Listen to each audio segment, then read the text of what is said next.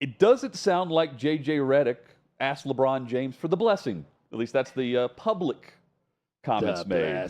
The blessing of the king. Of course that went down. But in the meantime, he's dropping an F-bomb in the presser, and that's causing some decorum discussion in his opening presser as the head coach of the Los Angeles Lakers. JJ Redick, this week, wakes up as the head coach of the LA Lakers. I've been thinking about it. We're roughly the same age as JJ Redick. How crazy is that? It's go nuts. From doing no coaching other than, youth league, to being the head coach of Los Angeles Lakers. Well, so I'm trying to think of the equivalent across sports, and two examples come to mind in college football. That would be Trent Dilfer going from broadcaster to high school football coach. And then winning state championships and going UAB. But UAB is not the Los Angeles Lakers. No. Also. No. So if you're there, then that's not a Lakers level job. The other one would be Deion Sanders, who went to Jackson State after having coached youth teams. What about Jeff Saturday? Jeff Saturday's a good one. But Jeff Saturday also was, I don't know that it was ever a full-time thing. Well, I mean, he wasn't. He was on an advisory board for Jim Irsay, but he was working at ESPN. He was not in the building every day. Yeah, Jeff Saturday's That's a the good only one. I can come It's up hard with. to find, though, that just one-to-one comparison of JJ Redick going from podcaster, ESPN broadcaster to coach of the Los Angeles Lakers. So that noise, I can't complain about it because they're working on the AC. Yep. And with the AC being out, I want them to fix that. I really wish that we had that noise yesterday because it was hot as hell in this studio yesterday, and there was a sweat on the brow. And Hutton and I had to go scout a location. No, we're not filming a movie, but we had to scout a future location where we're going to do something pretty cool on Friday. The walk back was as if we strolled on the surface of the sun. By the time we got back in here, there was sweat on both of our brows, and this studio was just as hot as the walkover. So that did not help. So that sound you hear is the air conditioning being repaired. Pure glory. And just know that while it may be irritating to some of you watching the show, that it's sweet bliss to us because now we get air flowing. Sweet bliss. I wonder if it was the F-bomb in the presser as the new head coach of the Lakers or just answering questions about why JJ Redick is now the head coach of the LA Lakers. What misconceptions or concerns about you that you've heard in the last few weeks are you the most looking forward to dispelling when you're the coach? It's a valid question, and I've certainly heard everything. It's been a really interesting 6 weeks or so, just in terms of being would hate that part of question, by the way, the Chad. engagement farming industry. It's been really interesting. However, I don't really have a great answer for your question because I really don't give a honestly. I want to coach the Lakers. I want to coach the team. I don't want to dispel anything. I don't. I want to become a great coach in the NBA, and I want to win championships, and I want my players to maximize their careers. That's all I care about. So dropping the F-bombs in a sports media landscape era, Chad, where most of the legit interviews come from podcasts instead of over the broadcast airwaves. And it's through McAfee, Kelsey, Bussin. I'm trying to think of all the NFL coaches, Vrabel going on with Lawan. Yep. And talking about cutting his member off. Yeah, but there's no censor on that, right? I'm curious why the JJ Redick F-bomb is all of a sudden the decorum out in Los Angeles. Well, look, there's time That's page and 3 place for LeBron's book. and situation. A press conference is a weird spot to do it, in an introductory press conference. Also weird to just because stand usually and do that. you're more prepared. I agree. I'm going to get a little philosophical on swearing and curse words here, okay? Because I've actually done a lot of research on curse words and swearing and when it's good to cuss and when it's not good to cuss. It's an art form. In comedy, there are some that are masters of F-bombs and cussing. Dave Chappelle is one. Oh, yeah. Chris Rock is another. The way they use it, it's like another language Robin Williams that's was used great to at that. accentuate Yeah. what they're saying and what they're doing, and they're very, very good at it. I recently heard Jerry Seinfeld talk about cussing. He does not really cuss. He very rarely, but he's a pretty clean comic when he cusses. Still waiting on Nate Bargatze to do that. His idea early on was very much, if you have to use a cuss word, if you have to drop an F-bomb into this spot to make it funny, it's not a good enough joke. Work harder on the joke. Work harder on the punchline. Work harder on the delivery. That's what he did. Now, he did acknowledge that in the late 70s when he was starting out, he had one F-bomb in one of his routines in a Superman joke. And he said, I tried every which way to make this joke land, and it only landed with the F-bomb. And he didn't say the joke in this podcast, but he said, so I do understand there are times where a well-placed curse word is perfect for the setting. Bob Saget, also great at this. Bob Saget, well, he was just a little more willy-nilly with his cussing. Yeah. Well, look, there are some. He would land it. Andrew Dice Clay, like, he just cussed to cuss, right? That was his whole thing. There are people who I can watch and I can say, boy, this comic's really good at placing the F-bombs in the right spot. And other comics, I think they're just running out of words to say. So they're using a lot of F-bombs to try to make it funnier, even if their material isn't great. I think they have to do it almost subconsciously to make their routine more conversational instead of sounding rehearsed. Sometimes, you know, just to make it more free-flowing. And it's placed, but I don't think a lot of them are placing it on purpose. They're just riffing. Well, you know, like music, there are two kinds, good or bad to you, how you look at it, right? I feel that way about comedy. It's either funny to you or it's not. You either don't like cussing or you do, whatever. That's beauty in the eye of the beholder, funny in the eye of the beholder. I will say that listening to this JJ Redick press conference, that first F-bomb was a masterstroke of an F-bomb.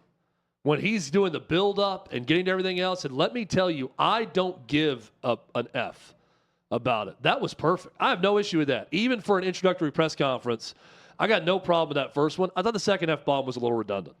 When he drops the effing in the end, I thought that was him.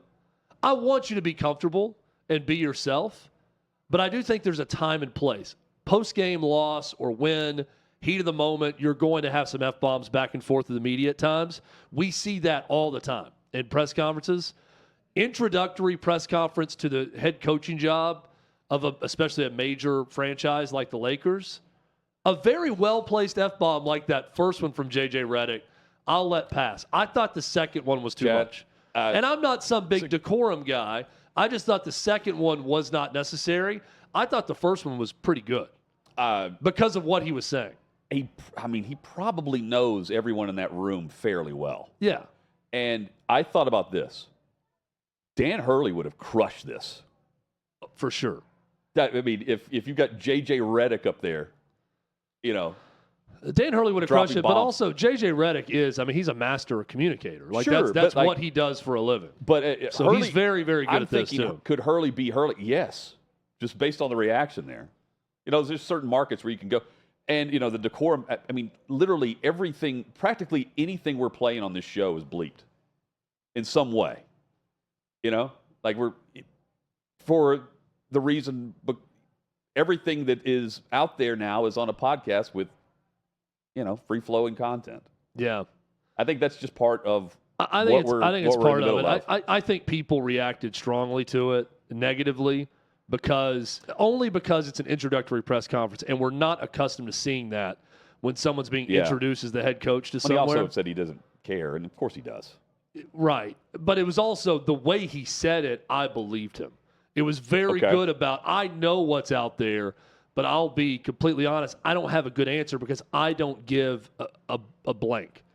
Great. That part was good. When he followed up with the other one at the end, I didn't think it was as good. And then even worse is his answer when asked about conversations and the blessing of the king. JJ, it's obviously no secret that you have a very close relationship with LeBron. He could have done a podcast with anybody in the world. He chose to do it with you. What was his advice to you throughout this whole coaching search process? How dare you ask me that? He didn't provide any advice. LeBron and I did not talk about the Lakers job until Thursday afternoon, about 30 minutes after I was offered the job. and that was very intentional on both our parts. You know, I knew I had an understanding that he did not want to be involved in this. And for me, I didn't want to go down the path of hypotheticals with someone that I consider a friend and someone that I have a great amount of respect for. So for us, it just came down to literally Thursday afternoon. And I talked to him for about 15, 20 minutes and got off the phone. That was it. Was that Petro Papadakis? The report that sounded like Petros. Yeah, that was a very audible. I mean, it was almost. He's clearly reacting to him believing that JJ Redick is lying, which I do too. Oh yeah, about him talking about the Lakers job. That's a good pull, Hutton. That sounded like Petros. I think it is Petros Papadakis. Papadakis or Papadinkas? I think it's Papadakis, but Petros. now you got me second guessing that. Let me also Petros and money. Petro. Oh yeah, Matt Money Smith. Yeah. This is also interesting because of Rob Pelinka. It's Papadakis. Rob Pelinka, who, when discussing the hire. You mean Rob Lowe? Yeah, yes. I thought that too when I saw them standing. He said LeBron was, quote, very supportive of our organization in this process, and that's a different word, and I want to be mindful of the word than involved. So I would say it again. LeBron was very supportive of us in our process, but chose not to be involved, and we respected that. But then he moves on to Anthony Davis, and he says, Anthony Davis chose to be very involved and was very involved. I talked to him throughout the process and got a lot of help and wisdom from him, and he was very excited for today, discussing the hire of JJ Redick. So if you believe that, that is clearly going down the path of long-term future with a guy who's under contract for 5 or 6 years, I believe, compared to the guy who has opted out. It's expected that he can re-sign, but he could re-sign to just a 1-year deal if he wanted to, but he can get the max offer of 3 years, $160 million. LeBron, draft his son, of course.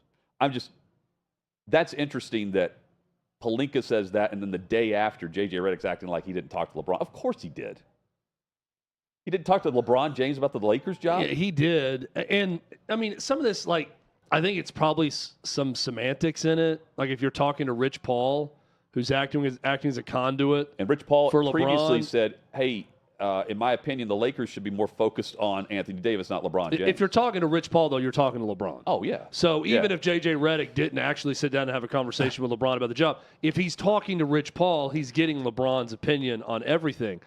I'd say the same about Anthony Davis. I think if Anthony Davis is super involved, I don't think Anthony Davis is going to those discussions with Rob Pelinka or Lakers brass without the blessing of LeBron James, or at least the knowledge of what LeBron thinks and wants, right? So he knows he's armed with, here's what LeBron would say too. So even if he's not overly involved, I know what LeBron James thinks on these topics based on what he's looking for in the next head coach. So LeBron, whether he wants to paint himself as someone that was super involved in it, he does not.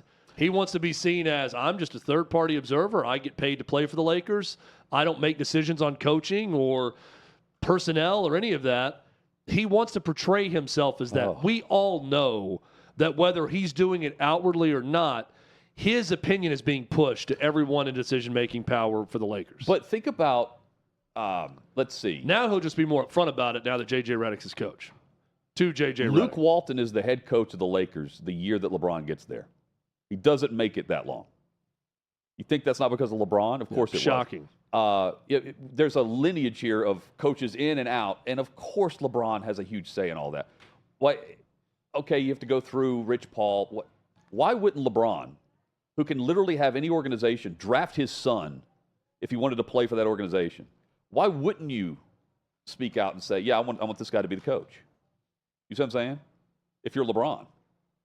It's weird how he did the about face on wanting to play with Bronny after, 2 years ago saying it was his dream. Of course, that would be awesome.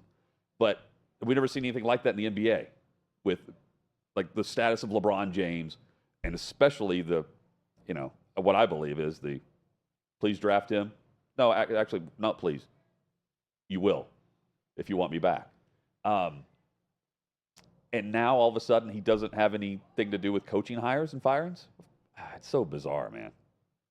You see what I'm saying? Yeah. Why twist? Why go 180? I don't know that anyone's really buying it. Certainly Petros, whoever that was in the media, wasn't buying it. I don't know why you when he push said that though. If you're trying to everything like the both questions and answers, not questions, were awful You push answers. it because you don't want to get the blame. But the coach always gets the blame. Right. To Charles Barkley's But point. if you're LeBron, if everything goes south and then you're the one that's seen as the puppeteer pulling the strings behind all of it, you get blamed for that. LeBron's in a good spot right now, and that he's trying to claim ignorance to everything going on, and I'm just a part of this team. I don't run the team. So that if it goes south, he's not going to get all the blame for it because we know the I'm trying to think of the woman that was arguing about Bronny James' status. Who was that? We're working on the AC again. Sheila or Shelley, no, it wasn't Shelley Smith. I can see her right now. Ramona Shelburne. Ramona Shelburne. Ramona Yes. Shelburne of the Ramona Shelburnes of the LA market / NBA market are going to repeat exactly what's being said right now. If it goes south, LeBron had nothing to do with it. He did not talk to JJ Redick. He completely washed his hands of it. If Bronny James never plays an NBA game and the Lakers draft him, it won't be because of LeBron. He didn't want him there anyways. All of those things are going to happen. He's the king. He deserves this. We're talking about LeBron. Right. We're not talking about no one else. Jerry Rice isn't getting his son drafted. I mean, we know the truth, but I think it's kind of a plausible deniability play. Oh, man, it's just so... Now, if they win a championship, it's going to be all because of LeBron. Yeah. Oh, yeah. He'll gladly take the reins and say, King James made all these decisions. If they don't, though, I think the narrative is exactly what you pointed out 2 or 3 weeks ago, which is who's running the Lakers and what ownership decisions are being made that have failed. And it would be JJ Redick's hire, not LeBron coming back for a year or two. You got a bunch of people lining up to take credit when things go well. And I do think that LeBron, even if it's just a smirk when asked about it, is going to give you the impression that he made this call if it works out. If it doesn't, while reading a book. I'm just playing this game and reading this Malcolm X biography. That's all I'm doing over here, guys. And drinking my red wine. Is that LeBron's wine they drink in the podcast? That's a good question. There's something about the image of them drinking the red wine together that really struck me. A man on a podcast drinking red wine tells me he's in charge. Yeah. He's the head coach. LeBron's the head coach. It's probably pretty good wine, too, if you're going to drink the red wine on a podcast. Probably. But normally you'd see more of is it the blood diamond of wines? A brown liquor, that you'd be sipping on while on a podcast or maybe a sports podcast, a tall draft beer. Not often with the red wine. What an era where not been a big viewer of that JJ Redick, LeBron James podcast, but I'm kind of interested. And now it's canceled, but the red wine sold me. LeBron got canceled. If I would have known they were drinking red wine during this podcast, damn it, I would have been watching from the beginning. No more scissor now. They really need to sell that thing better. Oh, this man. is your red wine show.